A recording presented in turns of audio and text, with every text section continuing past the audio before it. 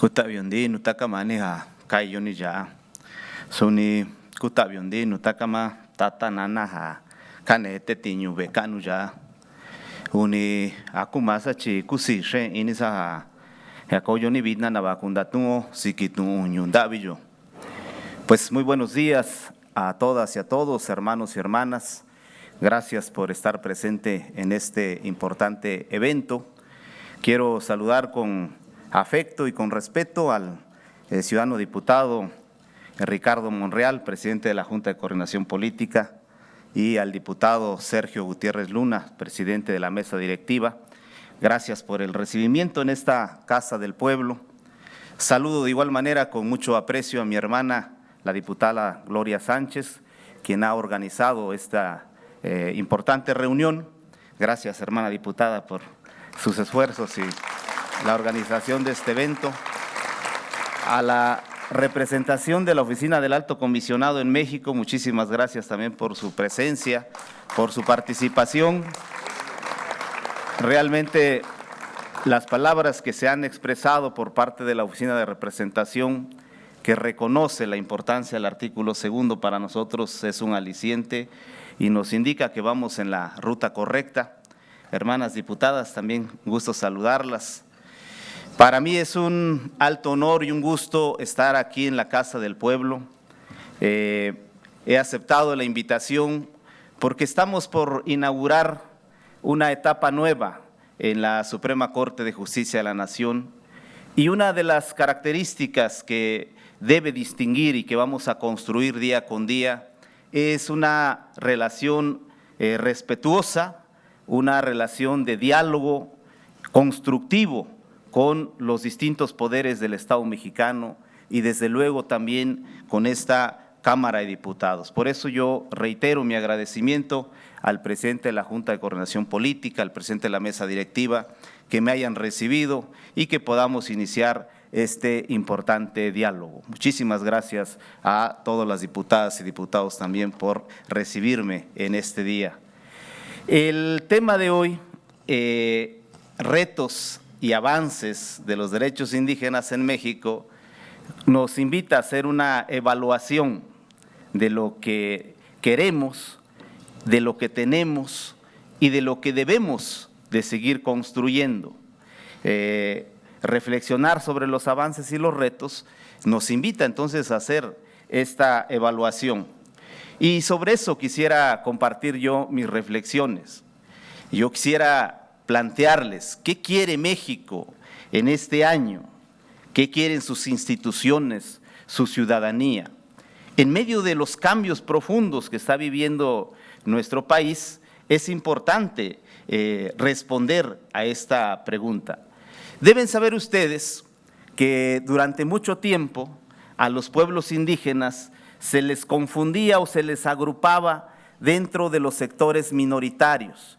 Incluso a nivel de Naciones Unidas, las reflexiones sobre los derechos indígenas iban a la par de las minorías étnicas, lingüísticas en el contexto internacional.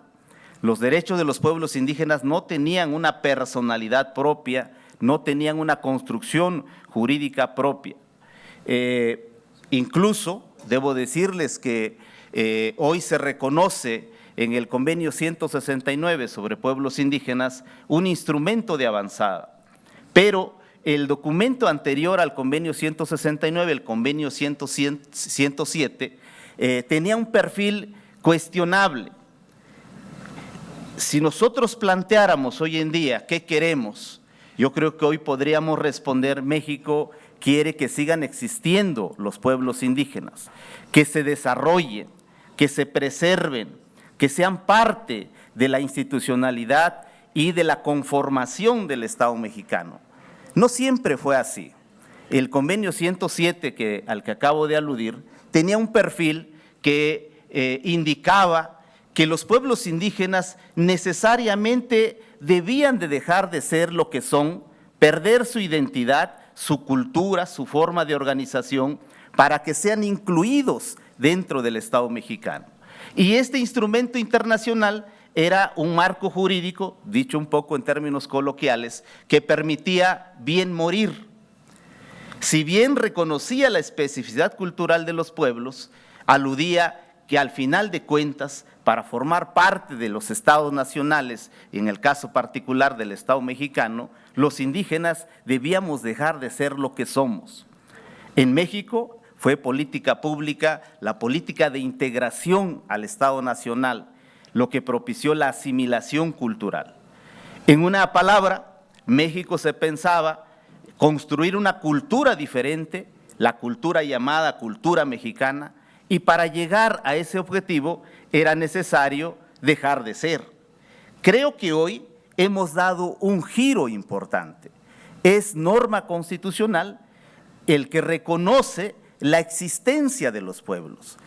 Y su marco jurídico, esto que acaba de señalar nuestro hermano del alto comisionado, Humberto Henderson, este conjunto de reconocimientos y de derechos específicos que hoy están en el artículo 2 constitucional dan una semblanza que México no está haciendo una norma para que bien mueran los pueblos, sino que es una apuesta real, auténtica, verdadera, para que persistan los pueblos, para que mantengan su identidad, su forma de organización.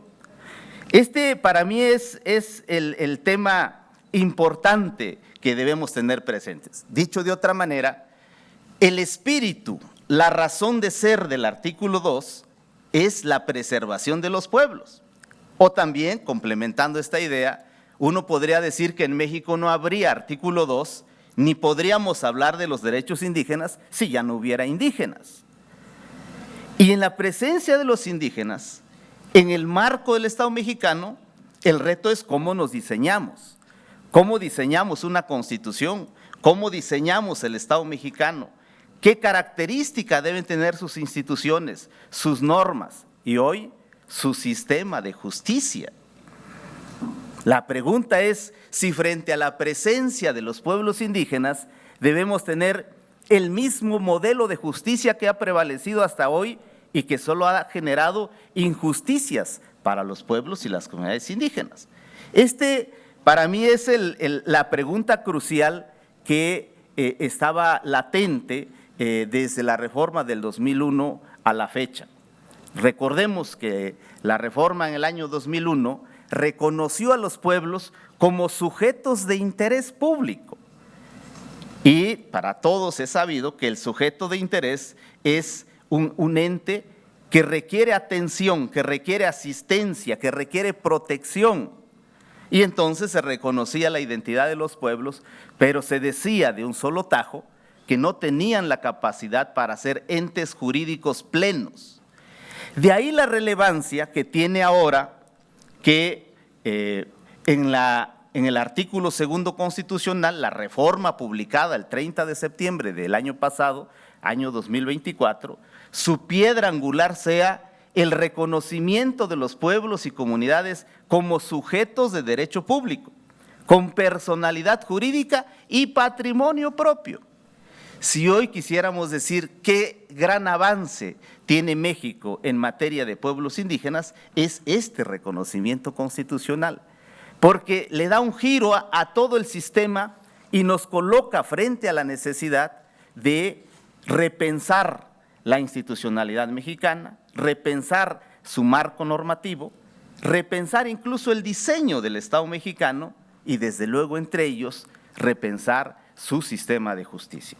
Si nosotros quisiéramos enumerar algunos avances, voy a enumerarlos nada más, que contiene este artículo 2 constitucional, son muchos y de gran trascendencia, como ya lo ha dicho Humberto.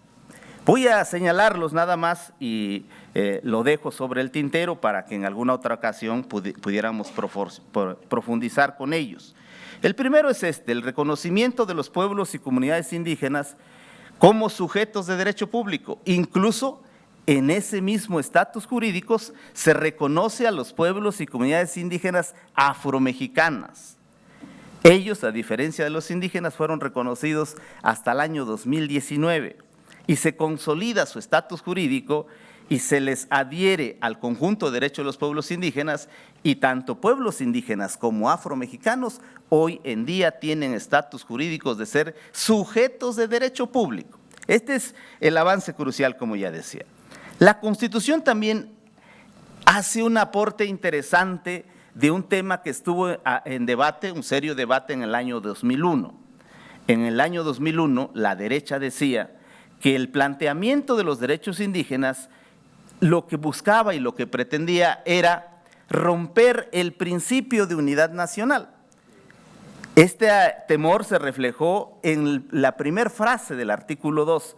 El artículo 2 inaugura diciendo: México es único e indivisible. Así quedó en el año 2001. La reforma hoy le agrega un apartado que le da un giro al principio de unidad nacional. Hoy dice: México es único e indivisible, pero sustentado en la grandeza de sus pueblos y culturas. Entonces el principio ahora no es solo de unidad nacional, sino de unidad en la diversidad. Principio constitucional. Da un giro importante. Este también para mí es de enorme importancia. El tercer gran avance es el de pluriculturalidad.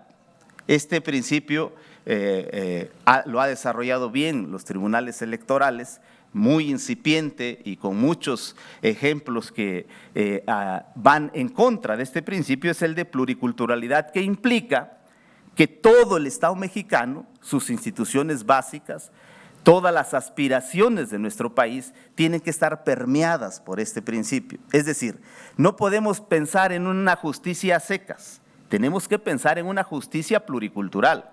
No podemos pensar que la democracia sea de una sola forma. Hay una democracia pluricultural. No podemos pensar que las instituciones se diseñen para un tipo de sociedad homogénea. Tiene que ser una gobernabilidad de la pluriculturalidad. Y así cualquier elemento, cualquier aspecto que nosotros quisiéramos revisar de la vida nacional, tiene que estar permeada por el principio de pluriculturalidad. Otro elemento que se fortalece en la reforma es el de libre determinación y autonomía. Y este plantea retos importantes, los voy a tratar de comentar brevemente. La federación tiene soberanía, las entidades federativas de igual manera, sus constituciones aluden que tienen soberanía. Los municipios tienen autonomía. Los pueblos y comunidades no solo se reconocen como sujetos de derecho público, sino también se les da este atributo. Tienen libre determinación y autonomía. Y eso implica que se va a generar un nuevo tipo de relación de la federación, las entidades federativas, los municipios con las comunidades y pueblos. O sea, no van a ser entes, no van a ser organizaciones sociales, no van a ser agrupaciones que no tengan una incidencia en la vida pública. Con la reforma constitucional, dotados de libre determinación y autonomía, se debe de establecer o debe generar las condiciones para establecer una relación distinta a todos los niveles. Creo este también es de suma importancia. Otro elemento que viene en la reforma constitucional es el fortalecimiento de los sistemas normativos indígenas. Tiene una especial implicación para el sistema de justicia que habremos de desarrollar a partir del 1 de septiembre. Se reconoce también por primera vez en la Constitución el patrimonio cultural de los pueblos. Todavía siguen ocurriendo estos casos de plagio de los diseños y de las creaciones de los pueblos indígenas. Hoy la Constitución, le falta su desarrollo normativo obviamente, pero en la Constitución está reconocido como parte del patrimonio cultural de los pueblos indígenas.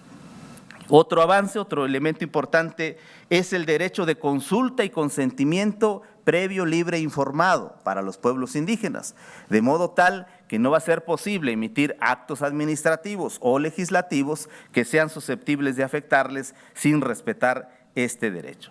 Se fortalece también el régimen político electoral de sistemas normativos indígenas, la representación de los pueblos en los municipios, se reconoce y se fortalece la educación plurilingüe y multicultural. Se desarrolla también en la Constitución, el artículo 2, una nueva concepción del derecho al territorio. Es un derecho que no está suficientemente reconocido porque tiene sus implicaciones con el artículo 27 constitucional, pero si revisamos las fracciones 8ª y 9ª del apartado A, se sientan las bases para una nueva concepción de la propiedad de la tierra en pueblos y comunidades indígenas, en donde la posesión va a tener un estatus especial. Hoy la Constitución dice que se reconoce derechos de los pueblos indígenas sobre las tierras que ocupan o utilizan. Por ejemplo, el caso de los hermanos Wixárikas, que utilizan algunos lugares de los cuales no son propietarios, pero acuden año con año para hacer sus ceremonias. La Constitución hoy les da base constitucional. No es un tipo de propiedad, no es un tipo de posesión, sino simplemente la utilización para determinados fines. La Constitución les da base constitucional. Se fortalece también lo que llamamos los abogados como el efectivo acceso a la jurisdicción del Estado, esta obligación de contar con intérpretes o traductores, con abogados que conozcan la cultura de los pueblos para fortalecer la defensa de ellos en instancias jurisdiccionales.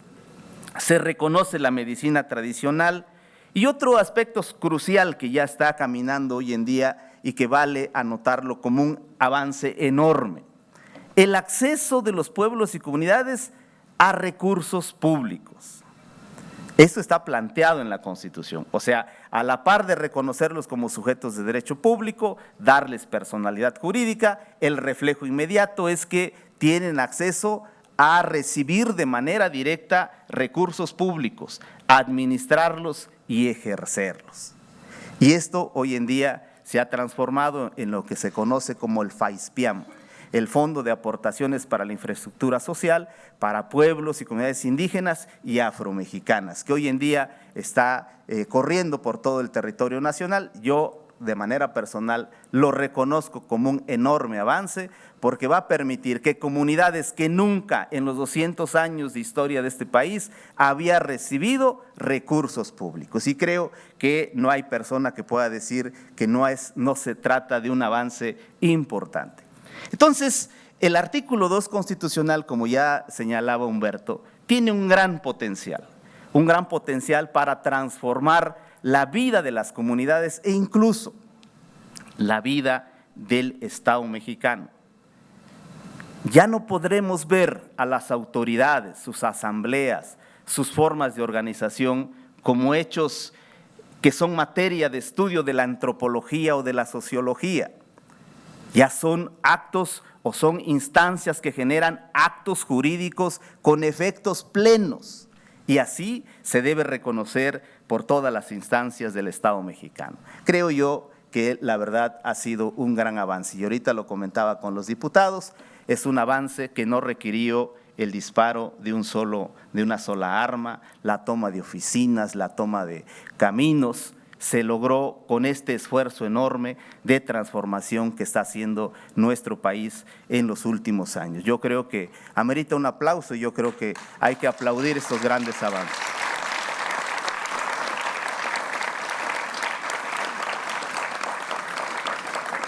Ahora, en los retos, no todo está acabado, hay mucho por hacer. La propia reforma constitucional nos mandata qué aspectos y qué pasos todavía habría que seguir. Hay un planteamiento que se hizo desde el año 96, cuando la firma de los acuerdos de San Andrés, se planteaba que para tener un marco jurídico adecuado no era suficiente la reforma constitucional, habría que hacer reforma legal y en muchos casos reforma institucional. Cubriendo estos tres niveles, podríamos decir que tenemos el entramado jurídico suficiente para generar los cambios necesarios. Y aquí este es uno de los retos: generar una ley general de derechos de los pueblos indígenas. Está mandatado en la reforma constitucional. Si la norma constitucional no adquiere un desarrollo normativo importante que le dé certeza a todos, puede quedar en letra muerta. Y ha habido un buen criterio de la Corte de hace años que la norma constitucional no requiere forzosamente de una ley secundaria para aplicarse, pero ya en el terreno de la práctica sí se requiere de esta normatividad. Por poner el caso, ha sido ahorita muy difícil, hasta donde me quedé yo antes de pasar a esta nueva etapa de mi vida, ha sido muy difícil que los bancos Por poner un caso muy simple, le den una cuenta bancaria a una comunidad. El área jurídica de los bancos está acostumbrado a dictaminar si se trata de una persona, de una sociedad, una asociación civil, una sociedad civil, una SPR, cualquier figura asociativa. Pero cuando le llega a una comunidad indígena le entra la duda, ¿qué es una comunidad indígena? ¿Quién le da certeza si de verdad existe esa comunidad indígena? Entonces requerimos la normatividad secundaria. Si nosotros planteamos ahora, vamos al terreno de la asignación de recursos o cualquier otro de los que acabo de mencionar, por ejemplo, el patrimonio cultural, ¿quién va a ser el titular? ¿Quién da certeza del ente jurídico llamado comunidad indígena? ¿Cómo se va a manejar el concepto de pueblos indígenas? Es un reto que tenemos y la norma secundaria debe dar las bases jurídicas para que esto pueda aterrizar. Este es uno de los retos importantes. Tenemos también otro reto mandatado por la propia reforma, la armonización legislativa en las entidades federativas. Hoy en día, según los datos estadísticos, ya no hay una entidad federativa donde no haya indígenas. Tenemos registrado 22 entidades federativas donde hay pueblos indígenas que ahí nacieron, que ahí estaban desde antes de la llegada de los españoles, pero por la migración, hoy en día todas las entidades federativas tienen población indígena y entonces la armonización legislativa quizás más fuerte en las 22 entidades federativas en donde hay presencia indígena, pero también seguramente se tiene que armonizar de algún modo en donde hay presencia de población indígena. Este es otro pendiente que tenemos. El tercer pendiente, mayor pendiente que tenemos es una cosa que el exrelator de pueblos indígenas, Rodolfo Stavenhagen, calificó como la implementación. Él le llamó la brecha de implementación. Ya tenemos cuerpo normativo, ya comienza a haber política pública. ¿Cómo se implementa para que llegue a las comunidades y genere una transformación real en la vida de las comunidades? La implementación es una tarea pendiente, nos toca a todos. La Suprema Corte de Justicia de la Nación, ahora en su nueva integración, va a tener este gran reto. La instancia jurisdiccional que le va a tocar sentar los criterios jurisprudenciales, la ruta que debe seguir la implementación del artículo 2 de la Constitución, va a ser una de sus tareas principales. Es muy conocido que las comunidades indígenas no tienen la capacidad financiera para pagar abogados, despachos de abogados. Todos sus casos son difíciles que lleguen. La Corte vamos a tomar medidas para seleccionar los casos emblemáticos que nos permitan sentar los precedentes necesarios para transformar la vida de las comunidades. Yo quisiera finalizar mi intervención diciéndoles a todos y a todas que el día 1 de junio han participado cada uno de ustedes y la sociedad en general para buscar una transformación en el Poder Judicial. Quienes tuvimos la oportunidad de pasar este proceso, pudimos darnos cuenta que la sociedad está ávida de cambio, está requiriendo acciones concretas que transformen la vida de las personas, de los colectivos, de las comunidades y de los pueblos. Tengan la confianza que en la nueva integración vamos a trabajar incansablemente por hacer realidad este anhelo del pueblo de México. Muchísimas gracias.